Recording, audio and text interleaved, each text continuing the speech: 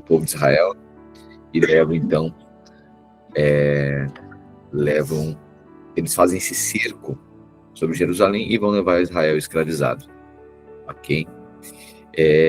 No capítulo 26 a 29, a gente viu que Jeremias ele foi rejeitado pelos líderes de Israel. A gente já falou sobre isso, porque ele carregava uma mensagem de confronto. Profeta que denunciava os erros de Israel. Então, os reis de Israel rejeitavam os profetas. Não era somente Jeremias. Eles rejeitaram muitos outros profetas antes. Fazia muitos anos que Deus falava por meio de seus profetas e o povo de Israel desobedecia, rejeitava, resistia. Pois bem,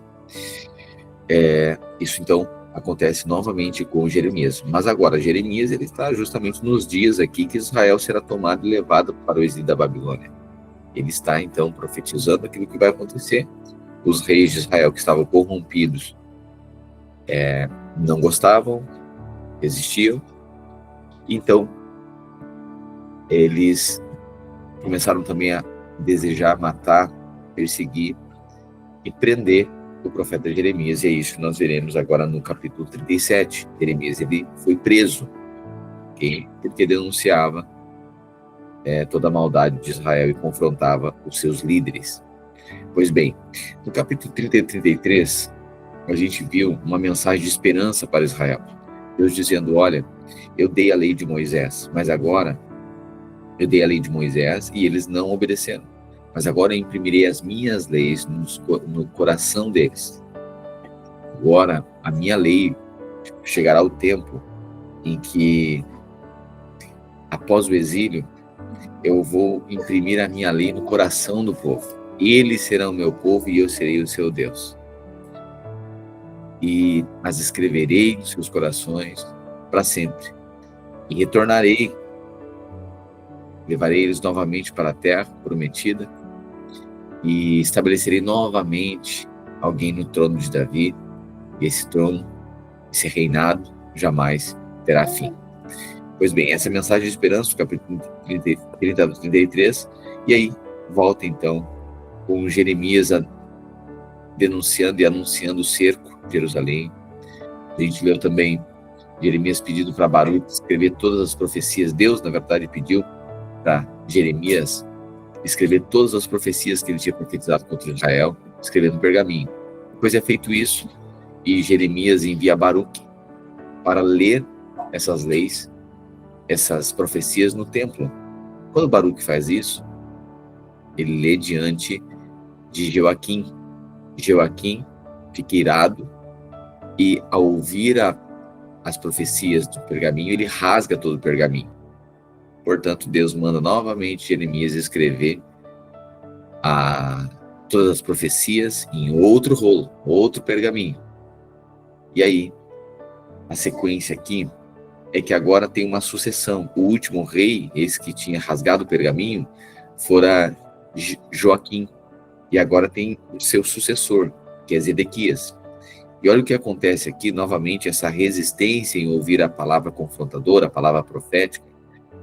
Por resistir, Zedequias, então, manda prender Jeremias. Ok? Esse é o contexto de Jeremias, capítulo 37.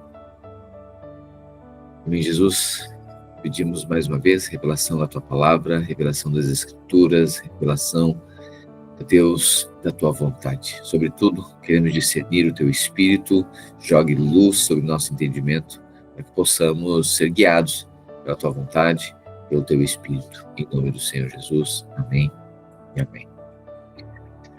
Zedequias, filho de Josias, foi sucessor de Joaquim, filho de Jeoaquim, no trono de Judá.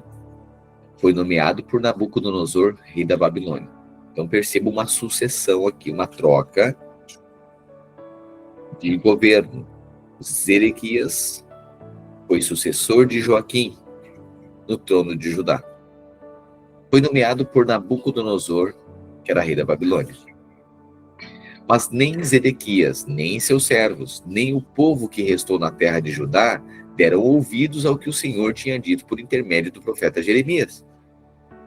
Ainda assim, o rei Zedequias enviou Jucal, filho de Selemias, e o sacerdote Sofonias, filho de Maazéias, para pedirem a Jeremias: ore por nós ao Senhor nosso Deus. Jeremias ainda não havia sido preso, de modo que podia circular livremente entre o povo. Nessa época, o exército de Faraó, olha o contexto então, Zedequias assumiu o poder, foi sucessor de Joaquim, mas não dava ouvidos, nem ele, nem os sacerdotes, ninguém dava ouvidos ao profeta. Mas mesmo assim, mandou 2 representantes ir até o profeta e pedir que Jeremias orasse por eles.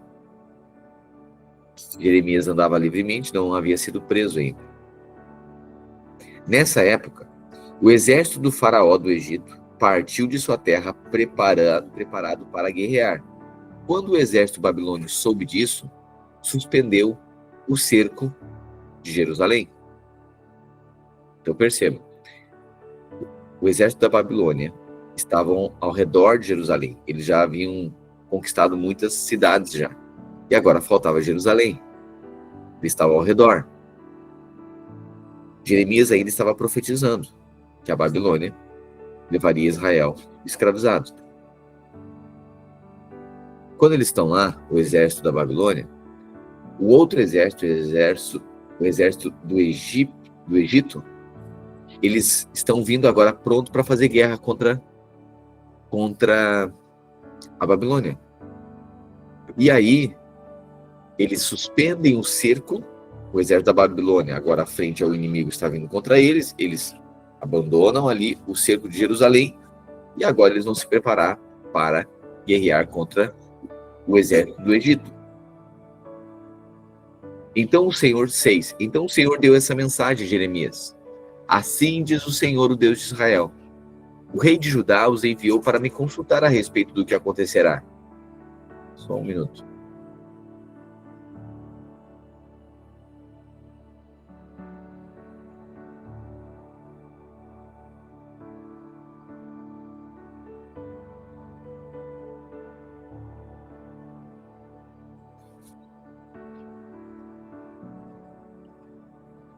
Assim diz o Senhor, o Deus de Israel: o rei de Judá os enviou para me consultar a respeito do que acontecerá.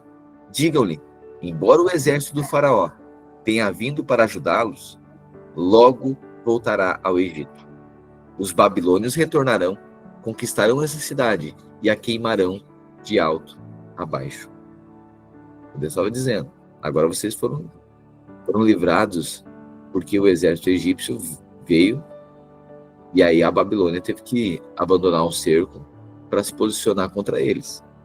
Mas eu quero falar que, embora esse exército tenha vindo para ajudá-los, logo vai voltar para o Egito e os babilônios vão retornar e fazer o cerco novamente de Jerusalém. Eles vão queimar essa cidade e vão tomar de alto a baixo. Assim diz o Senhor: não se iludam, imaginando que os babilônios foram embora para sempre. Eles voltarão. Ainda que vocês destruíssem todo o exército babilônio e restasse apenas um punhado de sobreviventes feridos, eles sairiam das suas tendas e queimariam essa cidade de alto a baixo. Quando o exército babilônio se retirou de Jerusalém por causa do exército do faraó que se aproximava, Jeremias resolveu sair da cidade para ir ao território de Benjamim e tomar posse da sua propriedade ali, entre os seus parentes. Quando passava pelo portão de Benjamim, ou seja, ele estava saindo ali de Jerusalém, quando ele estava passando pelo portão de Benjamim, um guarda o prendeu e disse: você está desertando para o lado dos babilônios. O guarda que o prendeu foi Jerias, filho de Selemias e neto de Ananias. Não é verdade, disse Jeremias. Não estou desertando para o lado dos babilônios. Jerias, porém, não deu ouvidos e levou Jeremias aos oficiais. Eles ficaram furiosos com Jeremias e mandaram açoitá-lo e prendê-lo na casa do secretário Jonatas, que havia sido transformado em prisão. Jeremias foi colocado numa cela do calabouço e ali ficou por muitos dias. Então agora o profeta foi preso. Mais tarde, em segredo, o rei Zedequias mandou buscar Jeremias e levá-lo ao palácio. Então Zedequias, o sucessor de Joaquim, manda buscar agora Jeremias e levá-lo ao palácio, onde lhe perguntou: você tem alguma mensagem do Senhor? Sim, tenho, disse Jeremias. Você será entregue ao rei da Babilônia. Então Jeremias perguntou ao rei: que crime cometi? O que fiz contra o rei, contra os seus servos e contra o povo para ser preso? Onde estão seus profetas que lhe disseram que o rei da Babilônia não atacaria, nem o rei, nem essa terra? Suplico que me ouça, ó meu senhor. Não me mande de volta para o calabouço, na casa do secretário Jonatas, pois morrerei naquele lugar. Então o rei Zedequias ordenou que Jeremias fosse levado ao pátio da guarda do palácio e ficasse preso ali. O rei também ordenou que Jeremias recebesse um pão fresco diariamente, enquanto houvesse pão na cidade. Assim, Jeremias foi colocado na prisão do palácio. Cefatias, filho de Matã, Gedalias, filho de Pazur, Jucal, filho de Selemias, e Pazur, filho de Maquias, ouviram o que Jeremias dizia a todo o povo. Assim diz o Senhor: todos que ficarem em Jerusalém morrerão por guerra, fome ou doença, mas os que se renderem aos babilônios viverão. A recompensa deles será a vida, eles viverão. Assim diz o Senhor: a cidade de Jerusalém certamente será entregue ao exército do rei da Babilônia, que a conquistará. Então esses oficiais foram ver o rei e disseram: esse homem deve morrer. Suas palavras vão desanimar os poucos soldados que restam, bem como todo o povo. Ele não busca o bem, mas a desgraça da nação. O rei Zedequias concordou e disse: façam o que quiserem com ele, não posso impedi-los. Então os oficiais tiraram Jeremias de sua cela e o baixaram por meio de cordas para dentro de um poço vazio no pátio da prisão. O poço pertencia a Malquias, membro da família real. Não tinha água, mas havia uma camada de lama no fundo, e Jeremias ficou atolado nela. O etíope Ebed-Meleque, oficial importante da corte, soube que Jeremias estava no poço. Naquele momento, o rei julgava um caso junto ao portão de Benjamim. Então, Ebed-Meleque saiu apressadamente do palácio para falar com ele. Ó meu senhor, o rei, disse, estes homens fizeram muito mal em colocar o profeta Jeremias no poço. Logo ele morrerá de fome, pois não há mais pão na cidade. Então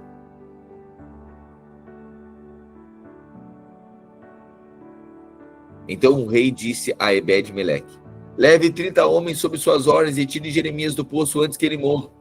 Ebed-Meleque levou os homens e foi à sala do palácio, debaixo da tesouraria, onde encontrou alguns pedaços de pano e roupas velhas.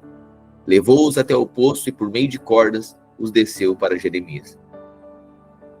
Ebed-Meleque disse a Jeremias: coloque os pedaços de pano debaixo dos braços, para que as cordas não o machuquem. Quando Jeremias estava pronto, puxaram-no para cima. Jeremias foi levado de volta para o pátio da guarda e permaneceu preso ali. Certo dia, o rei Zedequias mandou chamar Jeremias para se encontrar com ele na terceira entrada do templo do Senhor. Quero lhe fazer uma pergunta, disse o rei. Não tente esconder a verdade. Jeremias disse: se eu lhe disser a verdade, você me matará. E se eu lhe der conselhos, você não me ouvirá. Então Zedequias lhe prometeu em segredo: tão certo como vive o Senhor, que nos criou, não o matarei nem o entregarei aos homens que desejam tirar sua vida. Então Jeremias disse a Zedequias: assim diz o Senhor, o Deus dos exércitos, o Deus de Israel: se você se render aos oficiais babilônios, você e sua família viverão, e a cidade não será queimada. Mas se não se render, não escapará. A cidade será entregue aos babilônios, e eles a queimarão de alto a baixo. Tenho medo de me render, disse o rei, pois pode acontecer de os babilônios me entregarem aos judeus que passaram para o lado deles. Quem sabe que crueldades farão comigo? Jeremias respondeu: você não será entregue a eles se obedecer ao Senhor. Sua vida será poupada e tudo lhe irá bem. Mas se não quiser se render, foi isso que o Senhor me revelou: todas as mulheres que restam em seu palácio serão trazidas para fora e entregues aos oficiais do exército babilônio. Então as mulheres lhe dirão: que belos amigos você tem, traíram você e o enganaram. Quando seus pés atolaram na lama, abandonaram a própria sorte. todas as suas esposas e todos os seus filhos serão levados pelos babilônios, e você não escapará. Será capturado pelo rei da Babilônia, e essa cidade será queimada de alto a baixo. Então Zedequias disse a Jeremias: se alguém souber dessa conversa, você morrerá. Pode ser que meus oficiais fiquem sabendo que falei com você e digam: conte-nos sobre o que você e o rei conversaram. Se não nos contaram, mataremos. Se isso acontecer, diga-lhes apenas que suplicou para não ser levado de volta ao calabouço de Jonatas, pois tem medo de morrer ali. De fato, pouco depois, os oficiais do rei foram ver Jeremias e lhe perguntaram por que o rei tinha mandado chamá-lo. Jeremias, porém, seguiu as instruções do rei, e os oficiais foram embora sem descobrir a verdade. Ninguém tinha ouvido a conversa entre Jeremias e o rei. Jeremias continuou preso no pátio da guarda até o dia que Jerusalém foi conquistada. Jeremias continua preso até o dia em que Jerusalém foi tomada pelo exército da Babilônia.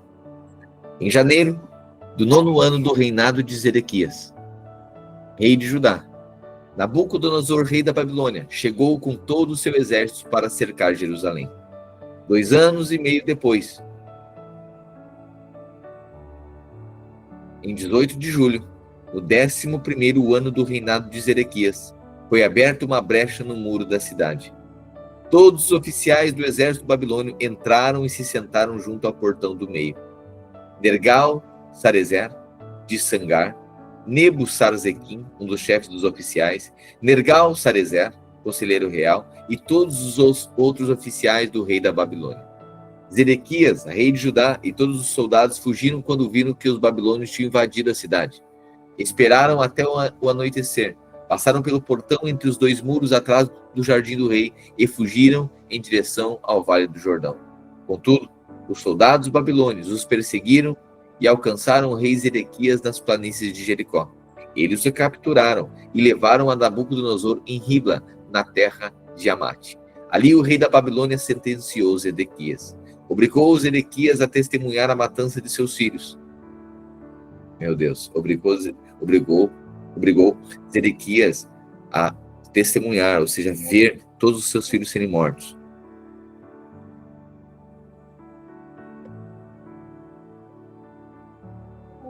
E de todos os nobres de Judá. Depois arrancou seus olhos, o prendeu com corrente de bronze e o levou para a Babilônia. Os babilônios queimaram Jerusalém. Lembra que Deus falou que era para Zedequias se entregar? Não era para fugir?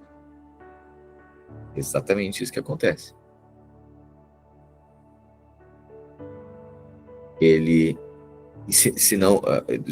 Jeremias falou, se entrega, se rende, que a tua vida será poupada. Não foge.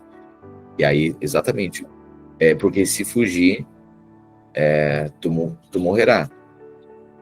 E os teus filhos também, agora se tu te entregar, todos serão salvos. E aí, exatamente, como o profeta tinha avisado para não fazer, ou como deveria ser feito, foi o que aconteceu, né? E aí, os babilônios agora queimaram Jerusalém, incluindo o palácio real e as casas do povo, e derrubaram os muros da cidade. Nebuzaradã, capitão da guarda, deportou para a Babilônia o restante do povo que havia ficado na cidade. Os desertores que tinham passado para o seu lado e todos os outros sobreviventes. Permitiu, no entanto, que alguns dos mais pobres ficassem na terra de Judá para cuidar dos vinhedos e dos campos. O rei Nabucodonosor tinha ordenado a Nebuzaradã, capitão da guarda, que encontrasse Jeremias. Cuide que ele não seja ferido, disse. Tome conta dele e providencie tudo o que ele pedir. Então Nebuzaradã, capitão da guarda, Nebuzaradan, um dos chefes dos oficiais, Nergal-Sarezer, conselheiro real, e os outros oficiais do rei da Babilônia, mandaram tirar Jeremias da prisão. Entregaram-no aos cuidados de Gedalias, filho de Aicã e neto de Safã, que o levou para sua casa. Jeremias permaneceu em Judá, no meio do seu povo. Enquanto Jeremias ainda estava na prisão, o Senhor lhe tinha dado a seguinte mensagem: diga ao etíope Ebed-Meleque, assim diz o Senhor dos Exércitos, o Deus de Israel, farei a essa cidade tudo o que prometi, enviarei calamidade e não o bem. Você haverá a ser destruída, mas eu o livrarei daqueles que você tanto teme, porque confiou em mim, darei a você sua vida como recompensa. Eu o resgatarei e o protegerei, eu, o Senhor, falei. 40. O Senhor deu uma mensagem a Jeremias depois que Nebuzaradã, capitão da guarda, o pôs em liberdade em Ramá. Ele havia encontrado Jeremias acorrentado entre todos os prisioneiros de Jerusalém e Judá, que estavam sendo levados para o exílio na Babilônia. O capitão da guarda mandou chamar Jeremias e disse: o Senhor, seu Deus, trouxe essa calamidade sobre essa terra. O Senhor cumpriu o que tinha dito, pois esse povo pecou contra o Senhor e lhe desobedeceu. Por isso aconteceram todas essas coisas. Mas eu vou tirar as suas correntes e libertá-lo. Se quiser ir comigo para a Babilônia, está bem. Providenciarei que cuidem de você. Se não quiser ir, fique aqui. Toda a terra está diante de você. Vá para onde quiser. Se resolver ficar, volte para Gedalias, filho de Aicã e neto de Safã. O rei da Babilônia o nomeou governador de Judá. Fique com o povo que ele governa. E, se quiser ir para algum outro lugar, faça o que lhe parecer melhor. Então, Nebuzaradã, capitão da guarda, deu a Jeremias um pouco de alimento e dinheiro e o deixou partir. Jeremias voltou para Gedalias, filho de Aicã, em Mispá, e habitou em Judá com os poucos que haviam ficado na terra. Os comandantes dos grupos de soldados que estavam no interior de Judá souberam que o rei da Babilônia havia nomeado Gedalias, filho de Aicã, para governar o povo pobre que tinha ficado em Judá, isto é, os homens, as mulheres e as crianças que não haviam sido enviados para o exílio na Babilônia. Então foram ver Gedalias em Mispá. Entre eles estavam Ismael, filho de Netanias, Joanã e Jonatas, filhos de Careá, Seraías, filho de Tanumete, os filhos de Efai, Netofatita, Jazanias, filho de Macaatita, e todos os seus homens. Gedalias jurou a eles que os babilônios não tinham intenção de lhes fazer mal. Não tenham medo de servi-los. Vivam na terra e sirvam ao rei da Babilônia, e tudo lhes irá bem, ele prometeu. Quanto a mim, ficarei em Mispá, e os representarei diante dos babilônios que vierem se encontrar conosco. Estabeleçam-se nas cidades que tomaram e vivam dos frutos da terra. Colham uvas, frutas de verão e azeitonas e armazenem tudo. Quando os judeus em Moabe, Amon, Edom e outras terras vizinhas souberam que o rei da Babilônia tinha deixado um remanescente do povo em Judá e que Gedalias era governador, começaram a voltar para Judá, dos lugares dos quais haviam fugido. Pararam em Mispá, onde se encontraram com Gedalias. Depois, seguiram para os campos em Judá e tiveram uma farta colheita de uvas e frutas de verão. Algum tempo depois, Joanã, filho de Careá, e os outros comandantes dos soldados que estavam no interior foram até Gedalias em Mispá e lhe disseram: você sabia que Baalis, rei de Amon, enviou Ismael, filho de Netanias, para assassiná-lo? Gedalias, porém, não acreditou neles. Mais tarde, Joanã falou com Gedalias em particular e se ofereceu para matar Ismael em segredo. Por que deixar que ele venha e mate você? Joanã perguntou. O que será então dos judeus que voltaram? Se isso acontecer, aos poucos que restaram ficarão espalhados e perdidos. Gedalias, porém, disse a Joanã: eu o proíbo de fazer isso, pois você está mentindo a respeito de Ismael. Em outubro daquele ano, Ismael, filho de Netanias e neto de Elisama, que era da família real e que havia sido um alto oficial do rei, foi a Mispá com 10 homens para se encontrar com Gedalias, filho de Aicã e neto de Safã. Enquanto faziam uma refeição juntos, Ismael e os 10 homens se levantaram de um salto, ou seja, de prontidão, muito rápido, né? Em uma só vez, né? Ismael e os 10 homens se levantaram de um salto só, rapidamente, puxaram suas espadas e mataram Gedalias, que o rei da Babilônia havia nomeado governador. Ismael também matou todos os soldados judeus e babilônios que estavam com Gedalias em Mispá. No dia seguinte, antes que alguém soubesse do assassinato de Gedalias, 80 homens chegaram de Siquém, Siló e Samaria para adorar no templo do Senhor. Tinham raspado a cabeça, rasgado as roupas e se cortado, e traziam ofertas de cereal e incenso. Ismael, filho de Netanias, saiu de Mispá e foi ao encontro deles, chorando ao longo do caminho. Quando os encontrou, disse: venham e vejam o que aconteceu a Gedalias, filho de Aicã. Assim que todos entraram na cidade, Ismael e os homens que o acompanharam mataram 70 deles e jogaram os corpos numa cisterna. Os outros 10 sobreviveram, pois haviam convencido Ismael a soltá-los, ao prometer lhes trazer os suprimentos de trigo, cevada, azeite e mel que haviam escondido. A cisterna em que Ismael jogou os corpos dos homens que ele assassinou era a grande cisterna cavada pelo rei Asa, quando ele fortificou a cidade para se defender de Baasa, rei de Israel. Ismael, filho de Netanias, a encheu de cadáveres. Então Ismael prendeu as filhas do rei e as outras pessoas que Nebuzaradã, capitão da guarda, havia deixado em Mispá os cuidados de Gedalias. Ismael partiu para a terra de Amon, levando os prisioneiros. Quando Joanã, filho de Careá, e os outros comandantes que o acompanhavam souberam dos crimes de Ismael, reuniram todos os seus soldados e partiram para lutar contra ele. Eles o alcançaram no grande açude, perto de Gibeon. Agora é a vingança, né? O povo que Ismael tinha capturado gritou de alegria quando viu Joanã e os outros comandantes. Todos os prisioneiros de Mispá escaparam e começaram a ajudar Joanã. Enquanto isso, Ismael e 8 dos homens que estavam com ele escaparam de Joanã e foram para a terra de Amon. Então Joanã, filho de Careá, e os outros comandantes levaram todo o povo que tinham resgatado em Gibeon, os soldados, as mulheres, as crianças e os oficiais do palácio que Ismael havia capturado em Mispá depois de matar Gedalias. Foram todos para o povoado de Jerute-Quimã, perto de Belém, de onde planejavam fugir para o Egito. Tinham medo daquilo que os babilônios fariam quando soubesse que Ismael havia assassinado Gedalias, governador nomeado pelo rei da Babilônia. Você lembra que o profeta disse que era para eles se renderem, pois quem ficasse na terra, eles seriam perseguidos e mortos? É exatamente isso que acontece, tá vendo? O rei da Babilônia estabelece como governador Gedalias. Muitos vão e alguns outros que tinham fugido, eles voltam para aquele lugar. E aí se cumpre a palavra do Senhor que diz: se vocês não se entregarem para o exército da Babilônia, vocês morrerão na terra. É justamente por isso que tem essa matança toda aqui. Ok? 42. Então todos os comandantes dos grupos de soldados, incluindo Joanã, filho de Careá, e Jezanias, filho de Osaías, e todo o povo, desde o mais humilde até o mais importante, procuraram o profeta Jeremias e disseram: ore por nós, seu Deus. Como pode ver, somos apenas um pequeno e humilde remanescente comparado ao que éramos antes. Ore para que o Senhor, seu Deus, nos mostre o que devemos fazer e para onde devemos ir. Está bem, disse Jeremias. Orarei ao Senhor, seu Deus, como vocês pediram, e lhes direi tudo o que ele responder. Não esconderei nada de vocês.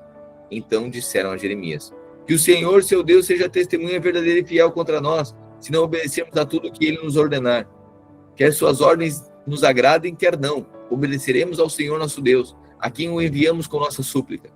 Pois, se obedecermos ao Senhor nosso Deus, tudo irá bem para nós. 10 dias depois, o Senhor enviou sua resposta a Jeremias. Então o profeta chamou Joanã, filho de Careá, e os outros comandantes e todo o povo, desde o mais humilde até o mais importante, e disse-lhes: vocês me enviaram ao Senhor, o Deus de Israel, com seu pedido, e esta é a resposta: se ficarem nessa terra, eu os edificarei, e não os derrubarei. Eu os plantarei, e não os arrancarei, pois lamento pela calamidade que trouxe sobre vocês. Não preciso mais ter medo do rei da Babilônia, diz o Senhor, pois eu estou com vocês. Eu os salvarei e os livrarei das mãos dele. Terei compaixão de vocês e farei que ele também tenha e permita que fiquem nessa terra. Mas se vocês se recusarem a obedecer o Senhor, seu Deus, e se disserem: não ficaremos nessa terra, iremos para o Egito, onde não há guerra, nem convocação para lutar, nem fome, e ali viveremos. Então ouçam a mensagem do Senhor para o remanescente de Judá. Assim diz o Senhor dos Exércitos, o Deus de Israel: se vocês estão decididos a ir para o Egito e morar lá, a guerra e a fome que tanto temerem os alcançarão, e ali vocês morrerão. É isso que espera todos que insistirem em partir e morar no Egito. Sim, morrerão por guerra, fome ou doença. Ninguém escapará da calamidade que trarei sobre vocês. Assim diz o Senhor dos Exércitos, o Deus de Israel: assim como derramei minha ira e minha fúria sobre os habitantes de Jerusalém, também as derramarei sobre vocês quando entrarem no Egito. Serão objeto de condenação, horror, maldição e zombaria. Nunca mais verão sua terra natal. Ouça, ó remanescente de Judá: o Senhor lhes disse: não vão para o Egito. Não se esqueçam dessa advertência que hoje lhes dei. Pois vocês não foram honestos quando me enviaram para orar ao Senhor, seu Deus, por vocês. Disseram: diga-nos tudo que o Senhor nosso Deus falar e nós faremos. Hoje lhes disse exatamente o que ele falou, mas vocês não obedecerão ao Senhor, seu Deus, como não lhe obedeceram no passado. Estejam certos, portanto, de que morrerão por guerra, fome e doença no Egito, para onde insistirem em ir. Ok?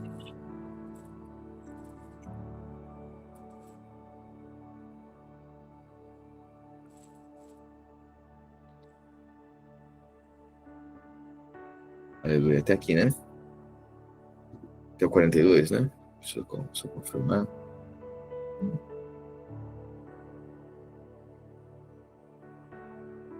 É isso.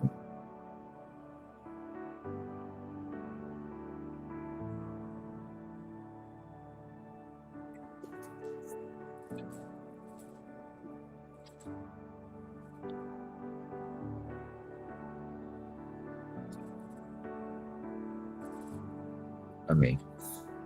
Amém, queridos. Até aqui. Nossa amanhã a gente continua. E aí, Jeremias, então, hoje, né?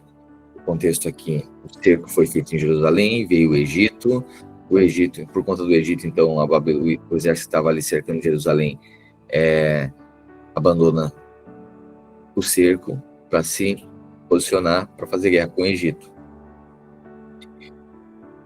Mas o profeta Jeremias disse, olha, agora os babilônios saíram daqui, mas eles voltarão. E é exatamente isso que acontece depois. A Babilônia volta e vai leva o povo de Israel cativo. Deus disse, olha, submetam-se ao exército da Babilônia, e quem se submeter a eles serão salvos, e aqueles que resistirem e ficar nessa terra serão mortos. Aí um grupo, depois que tinha fugido, eles voltam para a terra e são mortos. Aí depois aquele grupo tem outro grupo, alguns outros remanescentes ali. Aí Deus disse o seguinte, vocês podem ficar agora, o exército da Babilônia não vai matar vocês, ok? Agora, o próximo contexto que a gente vai ler a partir de amanhã é que Jeremias vai ser levado para o Egito, ok? E aí vai profetizar lá também, ok?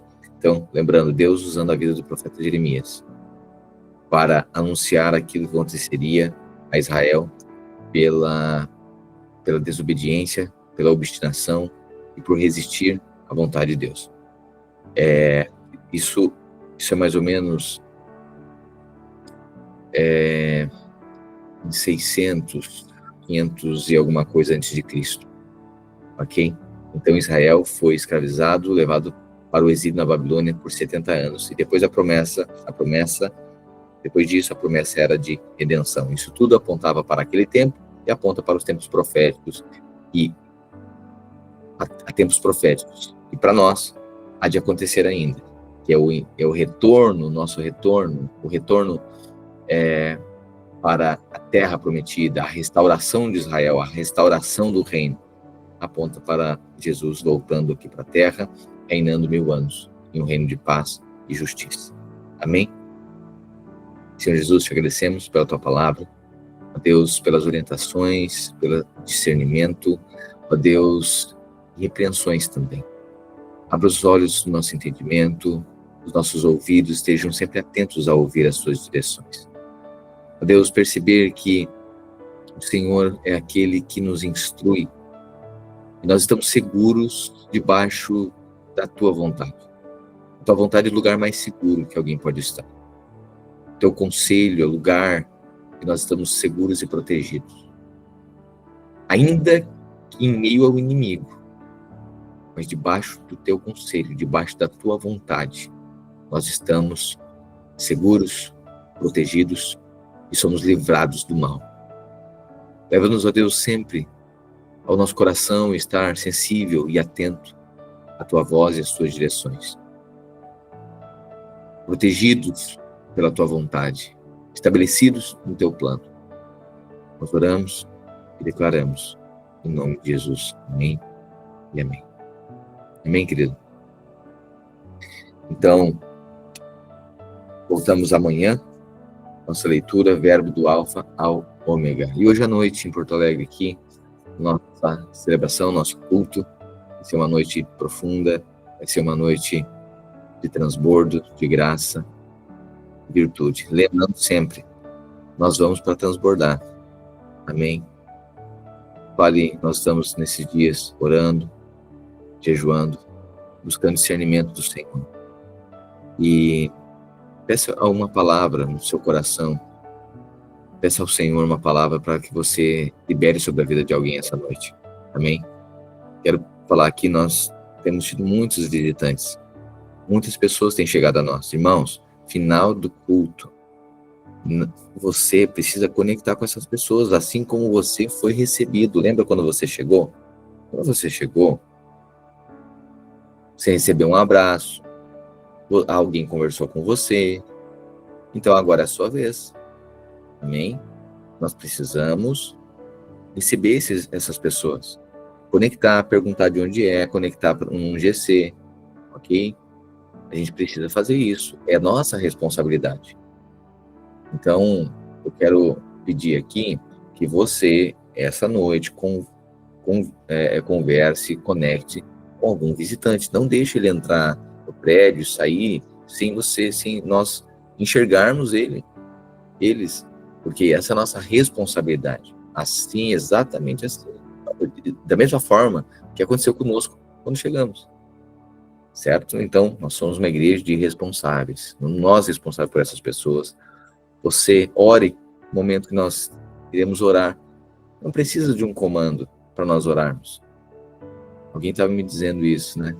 Esses dias. Pastor, eu senti uma percepção de orar. Mas aí fiquem esperando o Senhor falar para nós orarmos. Todo mundo orar. Ele está vendo? O impulso é do Espírito. Pode sair, pode orar por alguém. No momento que nós orarmos, final, nós estivermos orando, certo lugar, ore com alguém, abençoe a vida de alguém, transborde na vida de alguém, você será um canal de vida, de bênção na vida de alguém. Amém?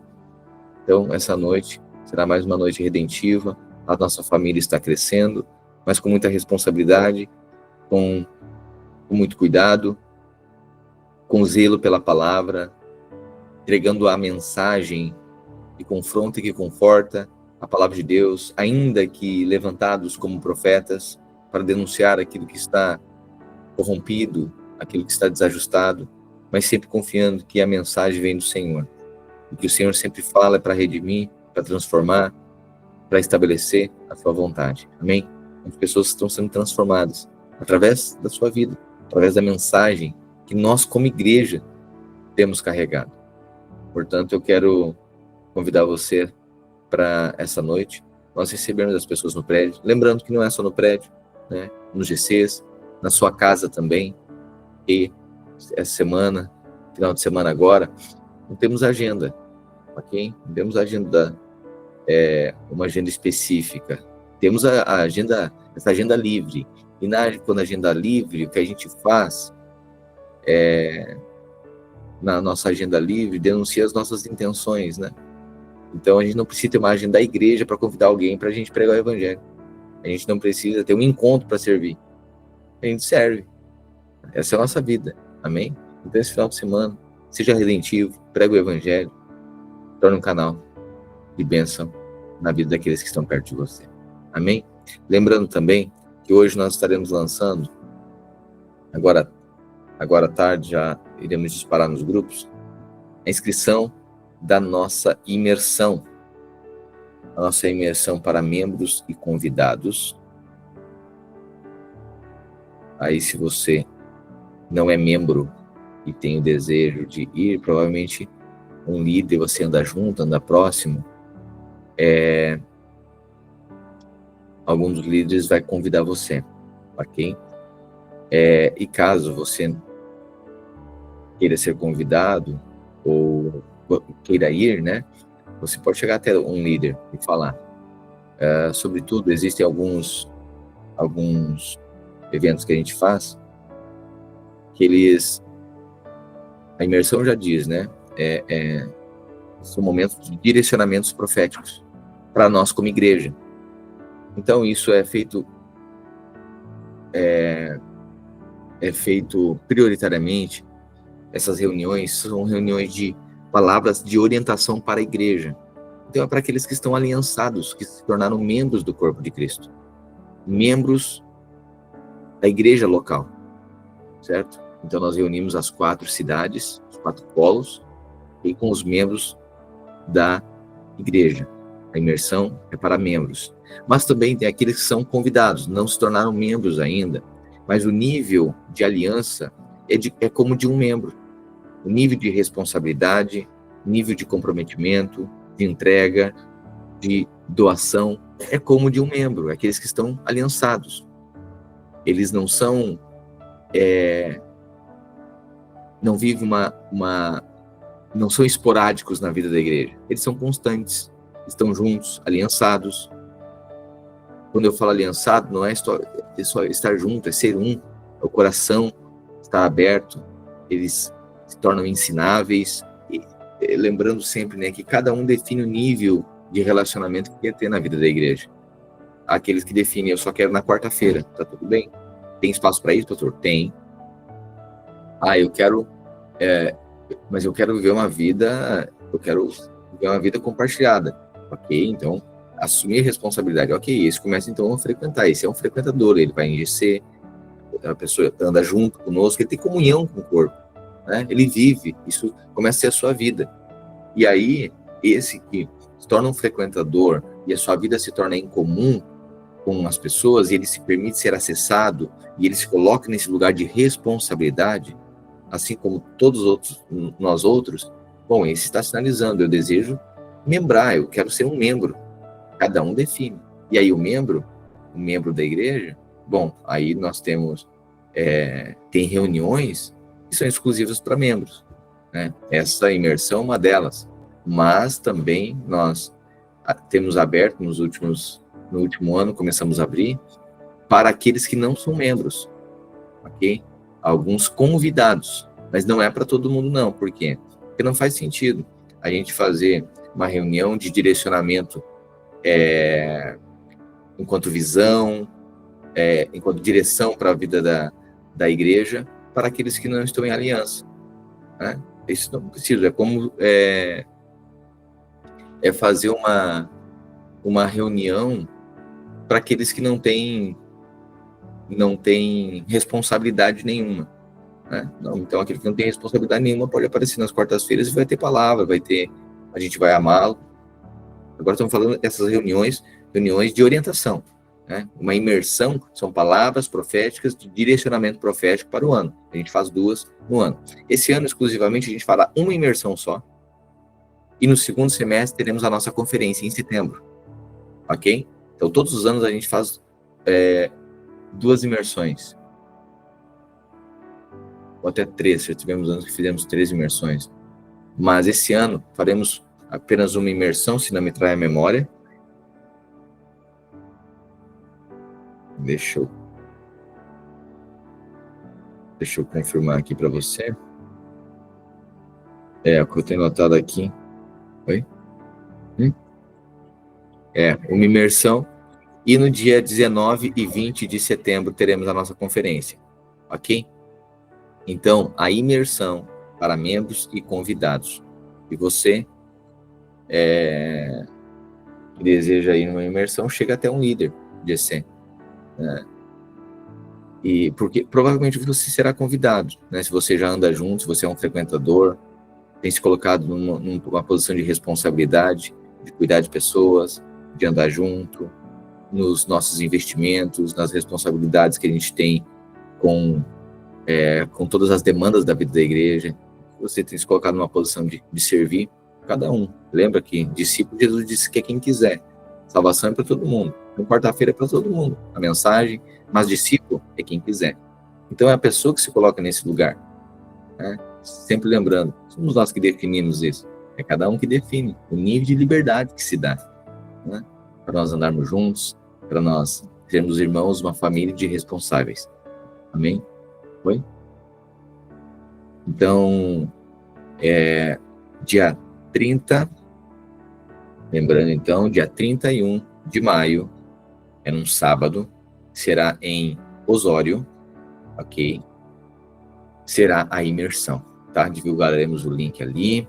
A imersão conta com uma alimentação, ok? No intervalo, tem um intervalo e tem alimentação, ok? vai iniciar 1h da tarde, como as outras imersões, né? Quem já foi já sabe. Começa 1h da tarde e nós vamos até o final da noite. Algo profundo, profético, poderoso, transformador e uma direção para a igreja como um todo. Nós somos de um polo, mas quando nós reunimos, há uma direção profética para todos os polos, naquilo que Deus está nos direcionando a ser como igreja. Amém? Uma vez dito isso, boa tarde para você. Logo mais nos vemos na nossa noite redentiva, nosso culto. Na verdade, o culto, né? Essa mesa, né? Novo Testamento não tem muito culto, não. No Novo Testamento tem uma mesa após para nós compartilharmos. É isso que nós faremos. Amém? Graça e paz. Até logo mais.